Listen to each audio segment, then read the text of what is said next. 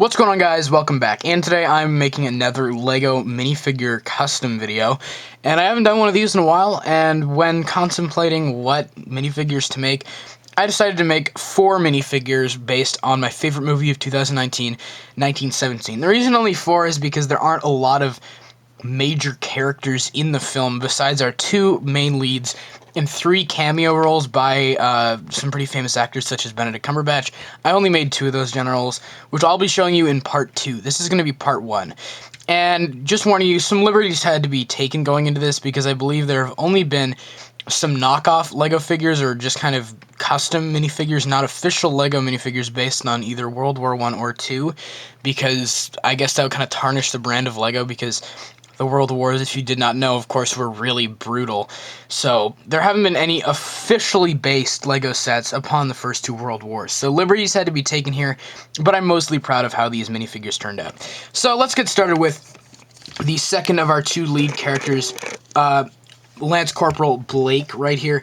And of course, unfortunately, there will be spoilers in this video, of course. He does not make it to the end of the journey. He gets stabbed by a German soldier. So, from top to bottom, how I designed this minifigure was I used the hairpiece from Steve Trevor or Peter Parker. Now, none of these minifigures have the helmets they had in the movie, because they all had, as you can see in the back right here, all the soldiers had, like, helmets on, but there's no way for me to design those, so I just had to improvise and give them the best hairpieces possible. So I gave Blake the Peter Parker hair that also came on Steve Trevor. I gave him the Ant-Man or Peter Parker head. I was contemplating using the Samwise Gamgee head, which actually doesn't look bad, but the eyebrows are too orange. Anyway, moving down, the torso is actually from Samwise Gamgee, and the arms and the hands aren't replaced at all, so you just need that. The legs are from Aragorn, from the Lord of the Rings, and I used this brown backpack from Endor, from the old Star Wars sets. I contemplated using a lot of different pieces for that. I tried using this, like, thief sack from one of the, like criminals from Lego City. I also contemplated using this satchel from Rey from Star Wars. And then the rifle here is actually one of those like pirate type rifles, because when I looked at the World War I rifles, I was going to use one of these. But when I looked at it, they were actually more of this type of rifle that they used in World War I. So I preferred using that. And then another option for when, unfortunately, Blake does pass away as a result of the stab wound, I got the Neville Longbottom head from the Harry Potter minifigure series from 2018 with that sleeping facial expression, which I think looks good for when he does unfortunately pass away.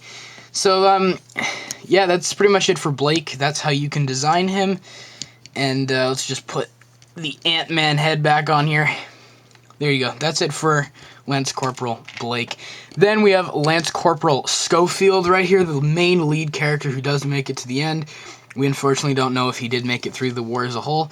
But, anyway, for this figure, I used the black hair from a lot of Tony Stark minifigures. This hairpiece is perfect, but it's really hard to tell whether or not he has a black hair or whether his hair color is black or dark brown.